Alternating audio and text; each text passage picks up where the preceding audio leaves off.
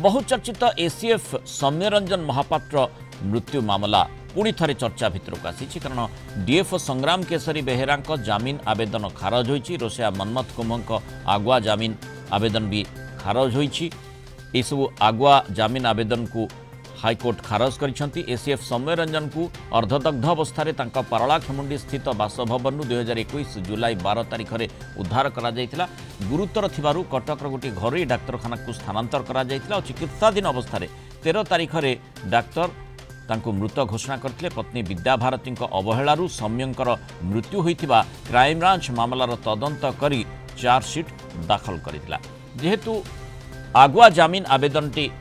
खारज होइछि तेणु वर्तमान जो प्रश्नटी आसुछि जो माने आगुआ जमीन आवेदन करथिले सेमानकर गिरफ्तारीर संभावना यथेष्ट बढ़ी मामला पुणी थे